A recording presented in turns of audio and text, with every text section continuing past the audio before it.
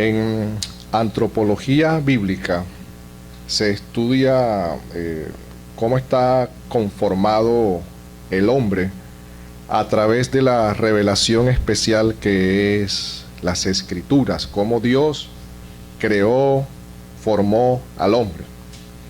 Y en esta antropología bíblica que se habla en círculos teológicos, se enseña que el hombre es parte material e inmaterial. Y la enseñanza más consistente que nos muestra las Escrituras es que nosotros somos seres bipartitos. La enseñanza tradicional que nosotros tenemos es que somos tripartitos, que somos espíritu, alma y cuerpo. Pero la Biblia, en este caso, nos muestra que el hombre es cuerpo y es espíritu o alma. Espíritu y alma se usan intercalados o son sinónimos a través de la Escritura, es lo mismo.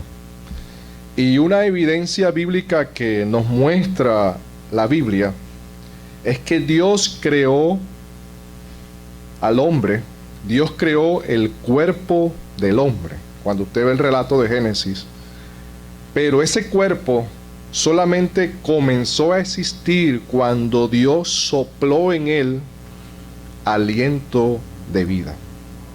Entonces vemos que hay dos elementos en la creación del hombre.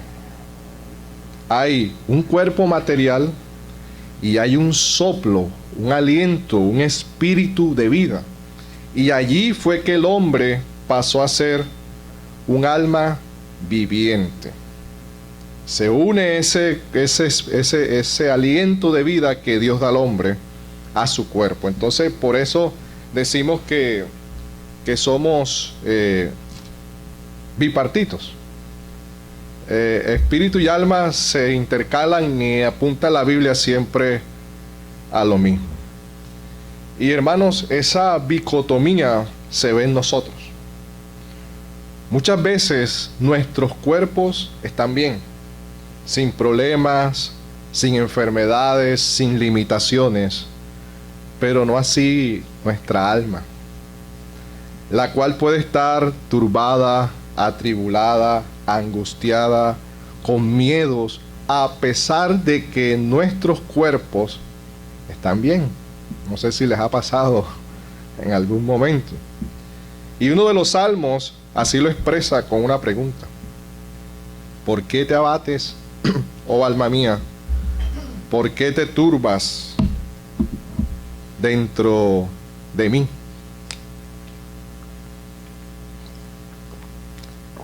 El alma es capaz de experimentar sentimientos de alegría, de gozo, pero también de grandes tristezas. Y nuestro Señor Jesucristo no fue ajeno a tales vivencias en su alma.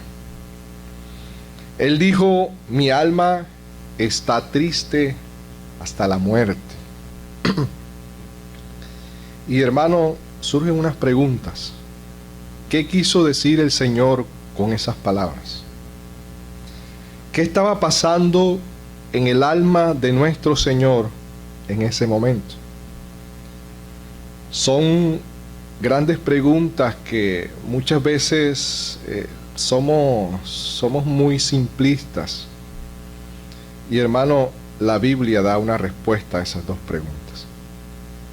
Trataré con la ayuda del Espíritu Santo y después de haber leído algunos materiales de consulta, mostrar humildemente un resumen de esas grandes preguntas.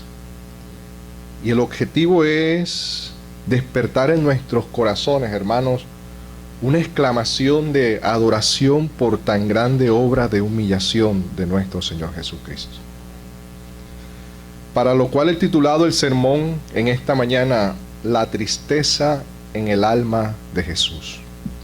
Les invito a que vayamos al Evangelio según San Mateo, capítulo 26.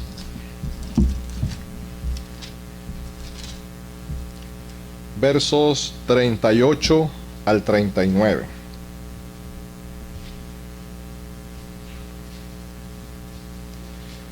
Evangelio de Mateo, capítulo 26, versos 38 al 39. Son versículos que conocemos los que ya hemos estado leyendo las Escrituras frecuentemente. Dice las Escrituras de la siguiente manera: entonces Jesús les dijo, estaba con sus discípulos: mi alma está muy triste hasta la muerte. Quedaos aquí y velad conmigo. Yendo un poco adelante, se postró sobre su rostro y orando diciendo: Padre mío, si es posible, pasa de mí esta copa, pero que no sea como yo quiero, sino como tú. Hermano, estos dos versículos, hay dos frases que dominan estas palabras, y es la tristeza en el alma del Señor, y si es posible, pasa esta copa. Este pasaje describe el estado del alma del Señor Jesucristo previo a su muerte, a su crucifixión. Es uno de los textos que nos deja ver el corazón del Señor. Nos deja ver unos pincelazos del sufrimiento, del dolor redentor que vivió el Señor en ese momento. En teología se hablan de los estados de Cristo, y esos estados se dividen en dos: el estado de humillación y el estado de exaltación. El texto que acabamos de leer nos muestra el estado de humillación. En su encarnación, el Señor no se humilló a sí mismo de acuerdo a su naturaleza divina, ya que esto es imposible. Su naturaleza divina es inmutable, es incorruptible, no cambia. Sin embargo, de cierta manera, el Señor ocultó su gloria divina cuando se encarnó detrás de su humanidad. Por eso es que nosotros, o los que estaban en ese momento, perciben al Señor como un hombre común y corriente, y no como un Dios que extraterrestre que estuviera caminando en medio de ellos. Miren, el Señor era tan común a los hombres que Judas le tuvo que dar un beso en medio de todos los hombres para que pudiesen identificarlo cuál era. Él era común a cualquiera de nosotros. Él caminó normal en medio de nosotros. Y era tan común que el mismo hombre tuvo la osadía de matarlo. Como un hombre común y corriente. Es más, el Salmo 22, cuando usted lo lea, es un salmo que apunta hacia el Señor Jesucristo. Dice: mas yo soy gusano y no hombre, oprobio de los hombres y despreciado del pueblo. Todos los que me ven me encarnecen, estiran la boca, menean la cabeza, diciendo: se encomiende a Jehová, libérele él, sálvele, puesto que en él se complace. Miren, aquel que por causa de su poder y de su santidad, en cuya presencia los ángeles cubren su rostro con dos alas para no verlo, aquí en su humillación se le describe como un animal insignificante, despreciable, un gusano. Hombres golpeando con sus manos pecadoras al Santo de los Santos, bofeteando su rostro y dándole de cachetada, hermanos. Él nació de una forma sencilla, humilde, sin belleza ni atractivo, poco menor que los ángeles. Y debido a la pecaminosidad de toda la humanidad, también fue visto como un pecador, considerado como uno de ellos.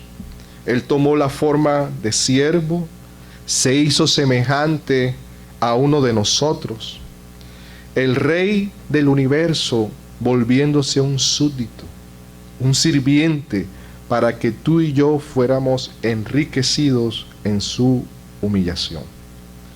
El estado de humillación del Señor está directamente relacionada con su sufrimiento y su sumisión a la ley. La ley tenía que ser obedecida, pero la ley había sido quebrantada. Alguien tenía que recibir el castigo. Si Dios dejaba a los hombres entrar al cielo sin haber pagado una sentencia por su culpabilidad, Dios sería injusto. Pero Dios no tiene por inocente al culpable. Uno tenía que ser castigado por los muchos, o los muchos debían de ser castigados directamente. Cuando vemos los sacrificios del Antiguo Testamento, se habla de la sangre de los animales. Vemos que la sangre se derramaba y la sangre expiaba el pecado.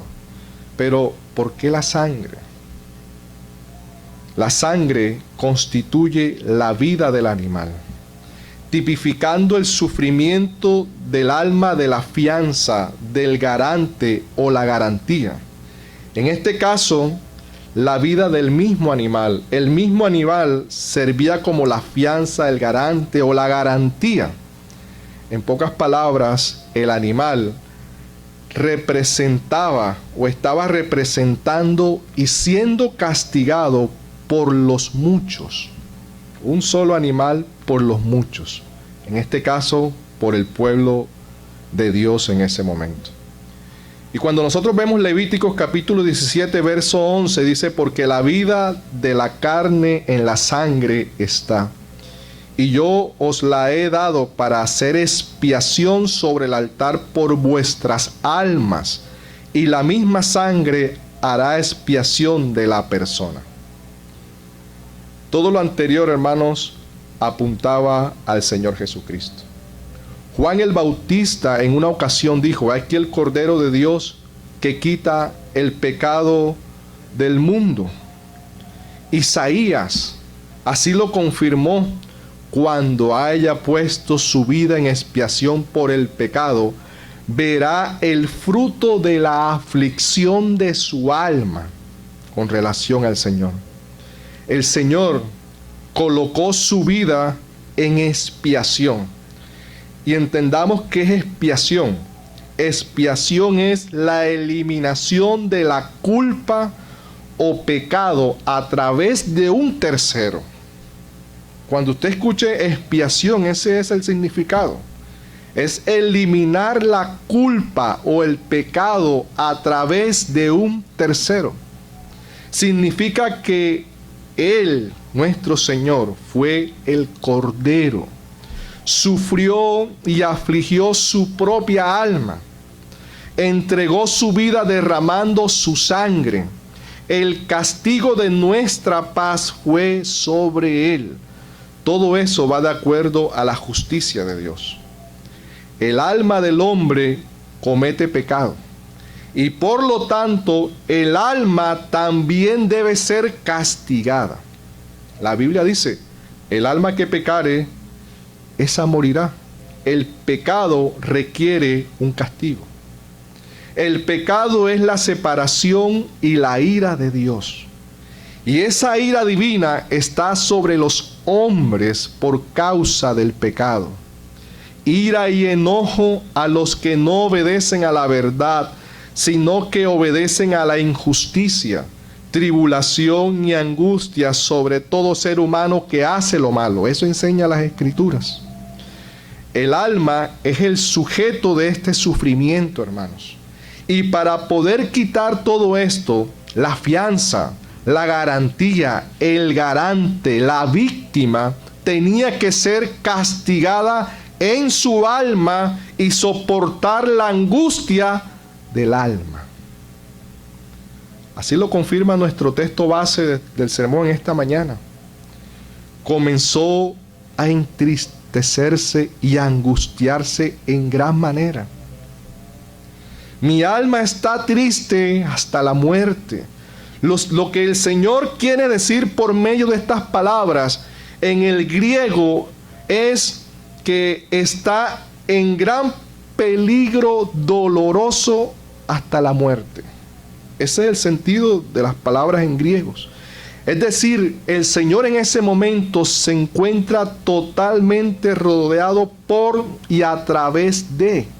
Es más, cuando nosotros vemos en los evangelios sinópticos cómo se complementan, en Lucas hay una palabra que no está en Mateo, y es que Lucas lo describe estando en agonía. Estando en agonía. Y el evangelio de Juan registra: ahora está turbada mi alma. Uno de los pasajes, hermanos, que nos muestra una narración en tiempo real, o nos deja ver una radiografía, hermanos, de lo que estaba pasando en el Señor en el momento del Getsemaní, en el momento de que el Señor iba rumbo a la cruz, en el momento que el Señor iba a salir a morir por nosotros, y que no nos los muestra los evangelios, pero nos los muestra el libro de Hebreos capítulo 5 verso 7. Les invito a que lo leamos.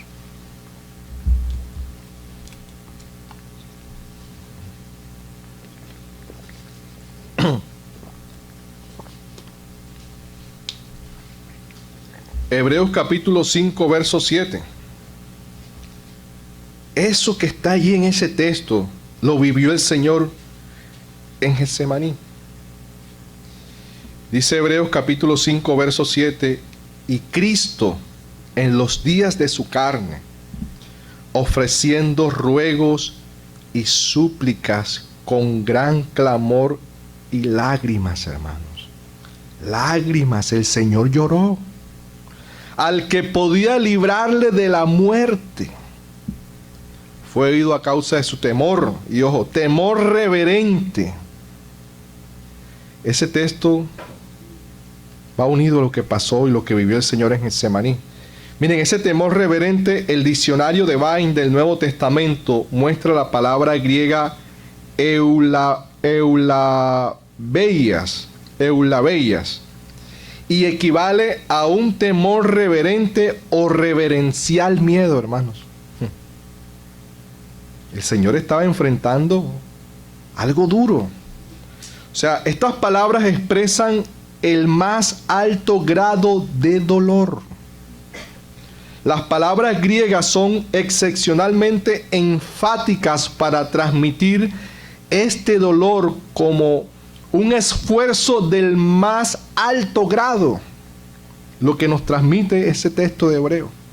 Ese dolor es inimaginable, indescriptible, impensable, insoportable. Y eso lo recibió nuestro Señor Jesucristo por nosotros.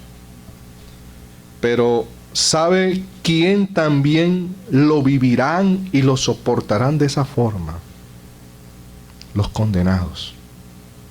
Los que una vez mueran sin Cristo, hermanos.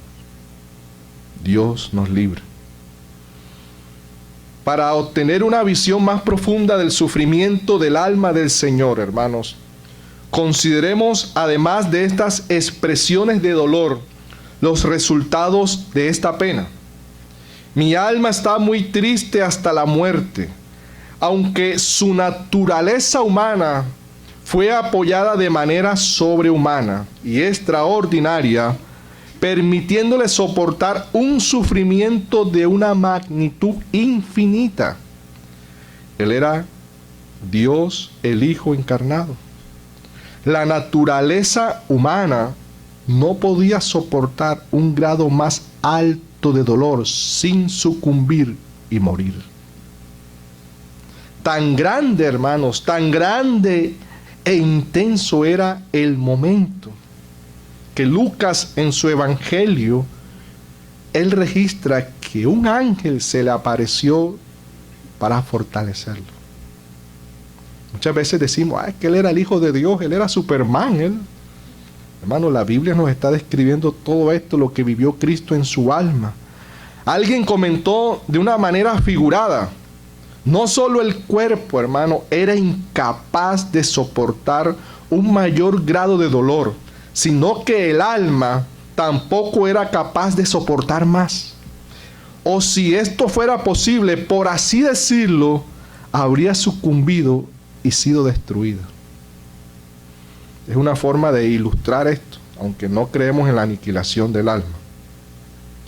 Lucas dice que su sudor era como grandes gotas de sangre que caían hasta la tierra.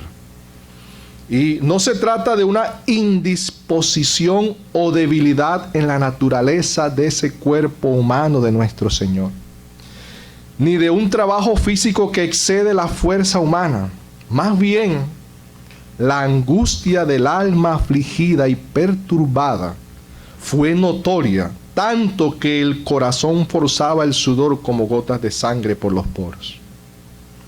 La oración del Señor deja ver lo que estaba sucediendo con este tema. El versículo 29 de nuestro texto base dice: si es posible, pasa de mí esta copa. Hermanos, y no debemos de interpretar este pensamiento como si el Señor deseaba ser librado de la mediación o no estaba dispuesto a morir en la cruz por los elegidos. Porque muchas veces pensamos, Señor, pasa de mí esta copa, como si el Señor quisiera ser librado o no estaba dispuesto a hacerlo. Él no se arrepintió de haber entrado en el pacto de redención con el Padre. Su voluntad no se oponía a la de su Padre. El Señor Jesús entregó su vida voluntariamente a su Padre para el plan de redención. Algunos comentaristas bíblicos explican que Él no sabía de antemano lo amarga que era esa copa. Muchos pueden decir, es que Él sí sabía. Él era el Hijo de Dios encarnado. Él sabía todo. Pero hermanos, Él tenía algo que no tenía en la eternidad, estando en la tierra. ¿Y qué fue, hermanos? Un cuerpo, una naturaleza humana. Eso le fue dado en el cumplimiento del tiempo, cuando Él vino a la tierra. La Biblia dice, Dios envió a su Hijo nacido de mujer y bajo la ley, Gálatas 4:4. O como dice el Señor Jesucristo en el mismo Hebreo capítulo 10, verso 5, Dios le preparó cuerpo. Él no lo tenía ya. Él lo tuvo en la encarnación. El Señor subió con algo que Él no tenía cuando descendió. ¿Y qué fue, hermanos? Ese cuerpo, cuerpo de carne, hermanos. En ese orden de ideas, el Señor, hermanos, jamás había sufrido. Jamás había experimentado la muerte. Él era Dios, Él era la vida, Él creó todo. Él jamás había experimentado la muerte en sí mismo. Mucho menos había tenido un contacto de forma tan negativa con relación al castigo por el pecado. Jamás había tenido esa experiencia en sí con esto. Sobre todo, cayendo en su propio ser. Segunda a los Corintios capítulo 5, verso 21 dice que Cristo no cometió pecado alguno, pero por nuestra causa, el texto dice, Dios lo hizo pecado. Dios el Padre, hermanos. Si usted mira ese texto, segunda a los Corintios capítulo 5, verso 21, Cristo no cometió pecado, pero por causa nuestra Dios lo hizo pecado. O sea, toda la ira de Dios cayó sobre Él. Es como si Él mismo hubiera pecado. No sé si usted alcanza a entender la dimensión de ese texto. Es como si el mismo Señor hubiese pecado. Ese es el sentido de el justo por los injustos. Él viviría esa separación y castigo del Padre, del Dios Todopoderoso por causa del pecado. Eso Jesús jamás lo había vivido. Y ese es el sentido de sus palabras. Por eso presentó a su Padre una santa oración por liberación, si fuera posible. El Señor sabía muy bien que tenía que sufrir. Él no se negó ni trató de evitar eso, porque voluntariamente quiso entregarse a ese sufrimiento. Sin embargo, de acuerdo a su naturaleza humana, hermanos, Él no conocía el alcance de este sufrimiento. Y es aquí donde perdemos muchas veces de vista la aflicción de su alma. Y así oró, si fuera posible.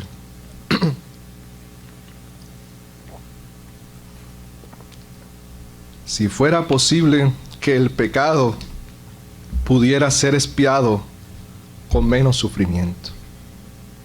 Es decir, con alguna disminución de la angustia que él estaba sufriendo. Que no tuviera que morir en tal oscuridad, deserción y con tal sentido de ira y furia del Dios Todopoderoso en ese momento. Porque esto sería el grado más severo de sufrimiento posible que él estaba viviendo. Pidió que se le liberara de tal grado de sufrimiento, pero si no, estaría satisfecho de que se hiciera la voluntad de Dios. La grandeza de su angustia es también evidenciada por la aparición y el consuelo de un ángel. Hermanos, el Padre retiró todo sentido de luz y favor en ese momento y derramó plenamente su ira sobre su Hijo. Así se encontró solo, estando en una condición de extrema tristeza, hermanos. El ángel no vino para ayudarle a soportar su sufrimiento, porque el ángel no sufrió junto a él. Más bien el ángel vino a alentarlo. Me gusta mucho cómo lo ilustra un comentarista bíblico. Dice que posiblemente el ángel lo alentaba o fortalecía hablándole acerca de las sombras del Antiguo Testamento, de los profetas, de las glorias que recibiría posteriormente, de la inminente redención de tantas almas, todas las cuales él amaba, y de la gloria de su Padre en todo esto, fortaleciéndole y alentándole así. Todo esto llegó a tal punto culminante, hermanos, que tuvo que ser fortalecido. La magnitud del sufrimiento de su alma es también evidente en sus palabras en la cruz. Dios mío, ¿por qué me has desamparado? No fue abandonado por su naturaleza divina, hermanos, pues esa unión hipostática no podía ser disuelta. Tampoco fue abandonado por el amor de su Padre, que permaneció inmutable en ese momento. Tampoco fue abandonado por el Espíritu Santo, con quien había sido ungido en abundante medida, ni se quejó de ser abandonado en manos de los hombres. Más bien, experimentó la retirada de toda luz en ese momento, de todo amor, de toda ayuda y de todo consuelo en el momento más específico de su angustia, en el momento o en el punto más alto, cuando él necesitaba al máximo todo esto. Cuando Cristo pronunció la palabra, ¿por qué? ¿Por qué me has abandonado? ¿Por qué? No estaba pidiendo saber la causa, sino que era una expresión emocional de dolor. ¿Qué causó esta extrema angustia en Cristo? Su sufrimiento en el Getsemaní no se debió por los pecados de los judíos, o el rechazo o la traición de Judas, o la ofensa o el desprecio del pueblo. Hermanos, el Señor tenía previo conocimiento de todo esto. Tampoco se debió al temor de una muerte violenta que le esperaba, pues habría sido más débil que los mártires que con alegría enfrentaron la muerte y la soportaron con valentía. Porque muchas veces solo nos quedamos en los sufrimientos físicos de Cristo, hermano. Pero al lado del Señor Jesús también murieron 2 hombres crucificados. ¿Cuál era la diferencia de la muerte de los 2 ladrones crucificados con relación a Cristo, que también sufrieron físicamente? En cambio, la verdadera causa de todo el sufrimiento de su alma fue que comenzó a sentir el pleno alcance de lo que es el pecado, hermanos. Así como lo que significa ser un pecador. La Biblia dice que Dios lo hizo pecado. Él mismo no había cometido pecado ni había conocido el pecado, pues era santo, sin mancha, separado de los pecadores. Pero Él había quitado todos los pecados de los elegidos al tomar nuestros pecados sobre sí mismo, como si Él mismo los hubiese cometido, estando así en nuestro lugar. Por eso es que Él es nuestro sustituto. Ahora sentía lo que significaba romper la relación y el pacto con Dios. Abandonados de Dios, siendo abandonados por Dios. Ahí sentía el ser desobediente a Dios, oponerse a Dios, pecar contra la ley y la voluntad de Dios y estar consciente de ser partícipe del pecado. Todo eso lo experimentó el Señor sin ser un pecador. Para nuestro Señor, el contemplar el pecado como tal y sentirlo como tal, hermano, era insoportable. Insoportable. En ese sentido, el texto dice: al que no conoció pecado, por nosotros lo hizo pecado, para que nosotros fuésemos hechos justicia de Dios en él. El Señor Jesús fue hecho pecado por nosotros, experimentando el castigo del pecado. Isaías así lo dice: Dios quiso quebrantarlo. ¿Quién lo quebrantó? ¿El diablo? Dios mismo. El Padre mismo lo quebrantó, sujetándole a padecimiento y cargando sobre él el pecado de todos nosotros. Esta era la condición insoportable en aquel que amaba a Dios perfectamente. Cristo sintió toda la fuerza de estar separado de Dios debido al pecado. No es imaginable ni puede expresarse qué terror, inquietud, tiniebla y miseria se experimentan y qué condición dolorosa es cuando Dios, indignado, se separa completamente de un pecador, retirándole todo favor, gracia y luz, abandonándolo, rechazándolo y echándolo fuera, dejándolo, no pudiendo vivir sin encontrar alivio para su alma en alguna parte. Perder a Dios, que es la única satisfacción de una criatura racional, y estar vacío por dentro mientras llora en total separación de Dios, es insoportable e intolerable, hermano. Así será el castigo eterno para los impíos.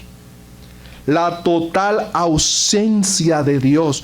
Sufrirán pena de eterna perdición, excluidos de la presencia del Señor y de la gloria de su poder.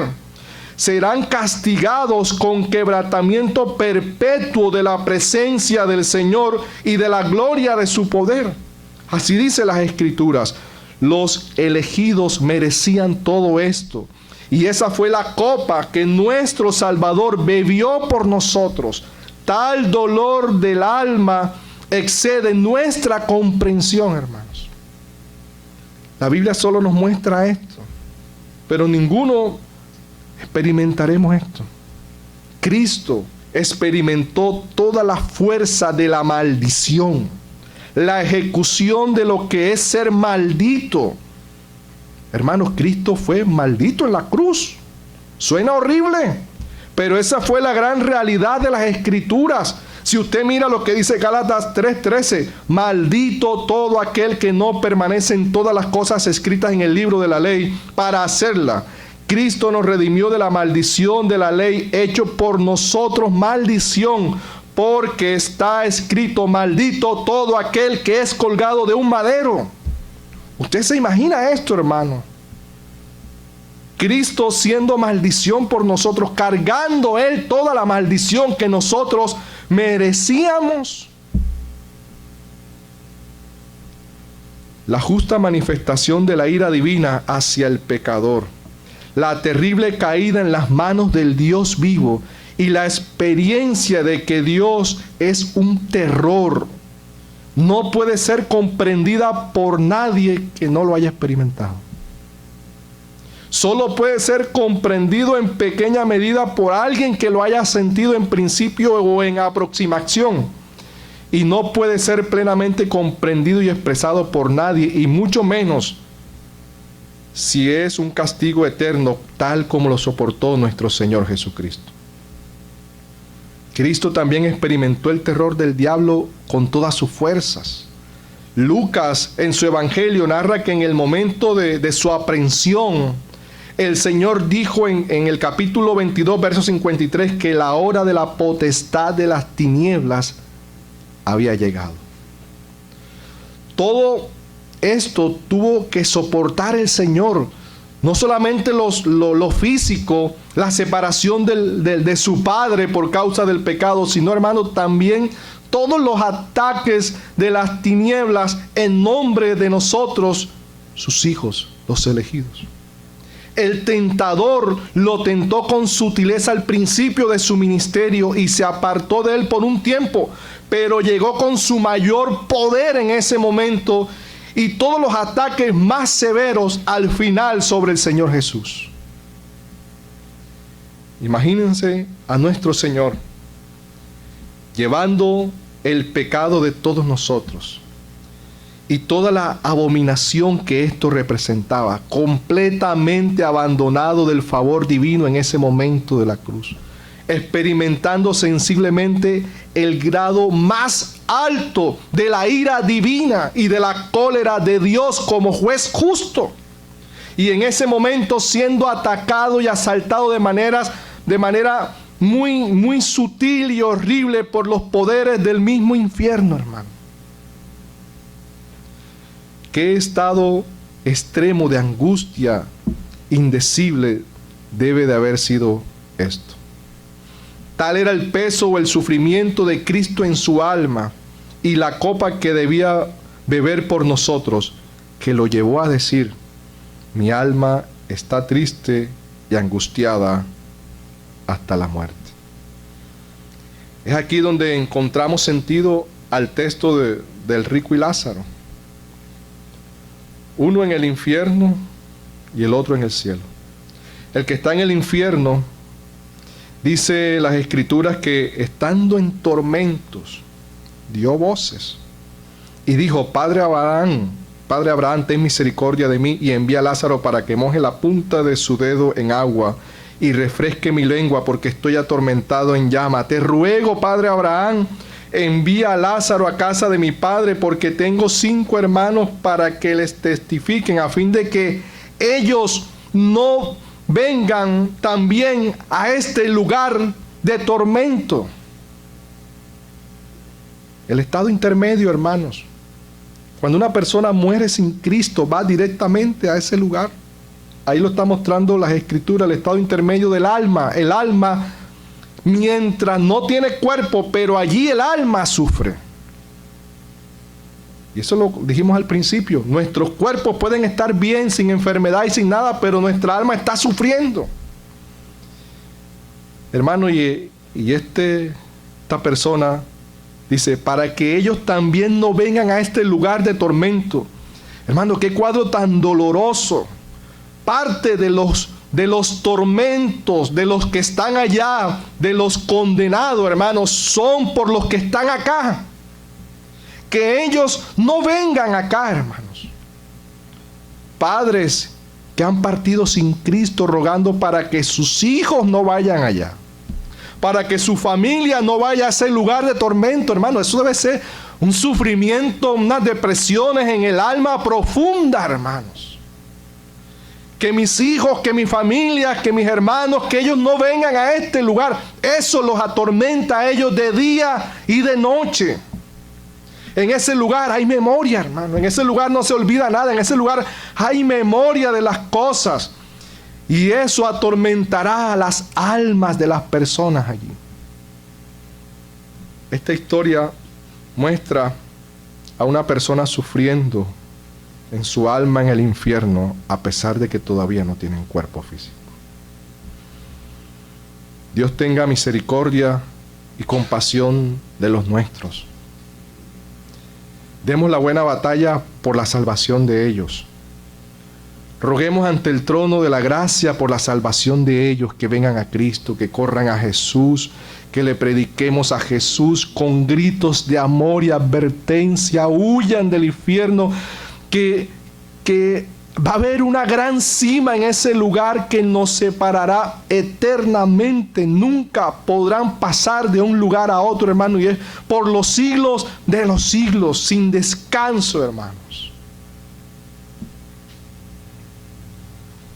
Mis hermanos, agradecimiento y humillación debe haber en nuestra alma al contemplar la gloria de la obra redentora del Cordero de Dios.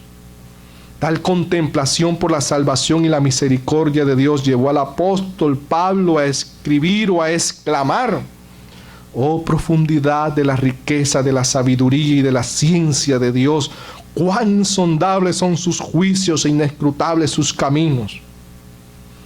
Cuando oremos, más que representar o presentar nuestras peticiones al Señor, las cuales son válidas, acordémonos de guardar silencio ante su presencia y contemplar la obra salvadora a nuestro favor. Ahí es cuando verdaderamente nuestros corazones exclamarán y dirán: Jesús, te amo. Te amo, Jesús, por tan grande salvación que me has dado. ¿Cuándo fue la última vez que le dijiste al Señor esas palabras al tener una comprensión tan viva y tan clara de la salvación, de su bendita gracia para con nosotros pecadores? El saber que nuestros pecados han sido perdonados y que hemos vuelto en amistad con Dios. Ese es el mensaje del Evangelio.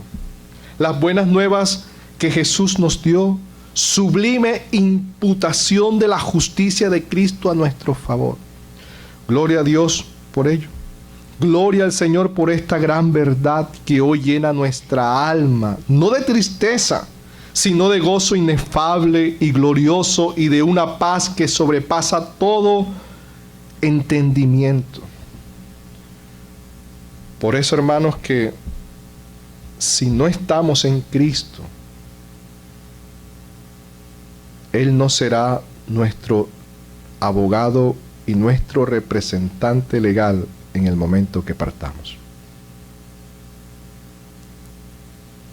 Cualquier momento, hermano, la muerte puede visitarnos. Como creyente, partimos contentos, felices y sin miedo. Nuestro Salvador va delante de nosotros. Pero, hermano, hay de aquellos que mueren sin Cristo. Conozco personas que se han acostado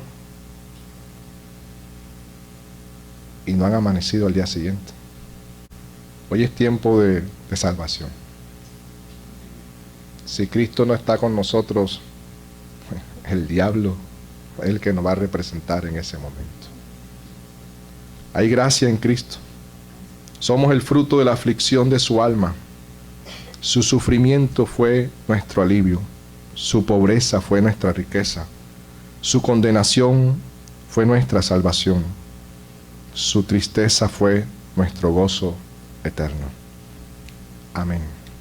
Oremos, hermanos. Padre eterno que estás en los cielos, gracias te damos en Jesucristo nuestro Señor. Ayúdanos, Dios, a saber qué es la salvación. ¿De qué hemos sido salvos, Señor? A saber que tú eres nuestro Redentor.